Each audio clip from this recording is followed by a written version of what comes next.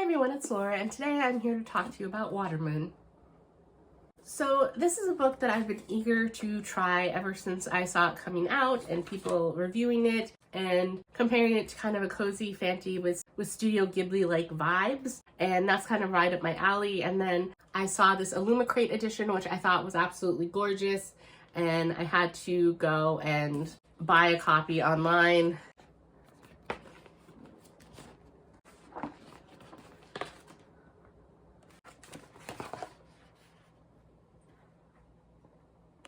Because I just thought it was beautiful, and in the off chance that I liked this at all, I wanted this edition on my shelves, so I bought it off of one of these sites. I think it might have been eBay or Pango or one of them. Anyway, and I'm very happy that I did because I actually did really enjoy this book. But it was an odd reading experience because this is a story that I finished it and I just sat and thought about it for about 15 or 20 minutes and still wasn't fully sure about my rating or my overall thoughts about it. I knew that I liked it, but I couldn't really come up with on a scale of things because it's a very bizarre story, as at least I haven't watched the whole discography, but a lot of the Studio Ghibli movies that I've seen, they are very odd. Spirited Away was my first Ghibli movie, and it threw me for a loop because it was not what I was expecting out of a whimsical animated tale. So this is a story of Hana, and she grew up in the pawn shop that her family runs. And instead of dealing with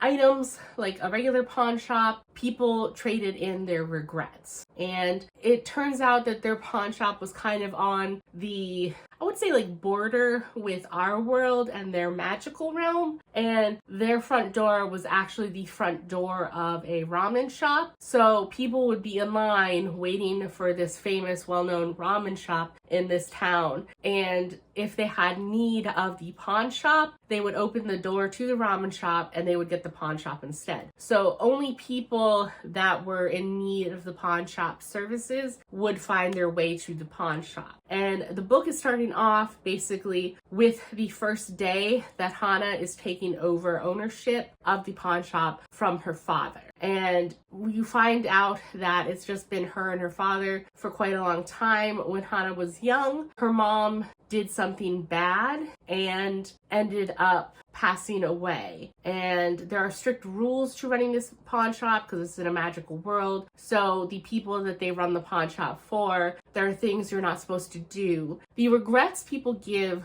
are basically given as items. So like the first person that you see in this book, she comes and her regret takes form of a few coins. So she passes the coins over to Hana's father. And so they're not allowed to take any of these items of regret from the people for themselves, to dispose of them, to do with what they will. They put the people's regrets in a vault, and once a week, all the contents are come and collected by their superiors, and that's how it runs. And you don't know any more of the details at the start of the story. You just know that that's kind of like the hard and fast rule, and that her father has been very reserved, and Hana grew up under the strict guidance of her father, and the rules have kind of been drilled into her whole life. So when she wakes up the morning that she is taking over the pawn shop is in disarray. It looks like there was some sort of scuffle. Her father is nowhere to be found, and the front door of the pawn shop is open to the mortal world. So she thinks that her father might have somehow chased someone out into the mortal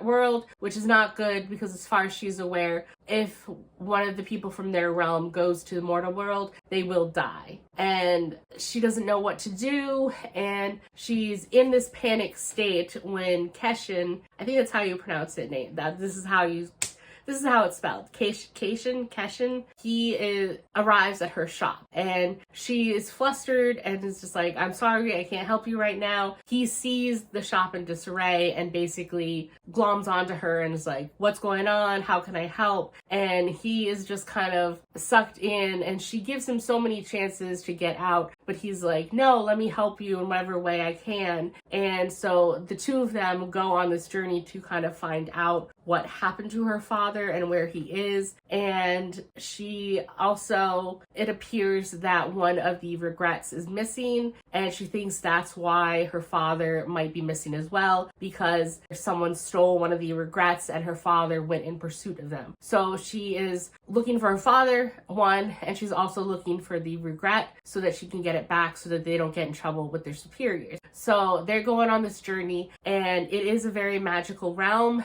and there are different, they go to like a bizarre museum, they go to a friend that folds paper, that does specific magical things. The way they travel is weird. Everyone in this magical realm, basically, they don't believe like in free will like us. They have their entire life story inked on them when they're young by a tattoo artist. So like you travel to see the tattoo artist, and there are different, like I said, different means of transportation that is unique and bizarre. They go to a market that is kind of up in the clouds at one point, and it's a very interesting magical journey that I'm always impressed by the creativity of people and when they come up with these different worlds and these different ideas. And while I was impressed by some of the different creative parts that came out, this also, for being a cozy fantasy and a cozy world, it also had some twists and turns that I was not expecting. So that kind of took me by surprise. And that's part of why at the end I was like, I expected this to be like a sweet little cozy heartwarming story, and it was, but it took a path that I was not expecting. So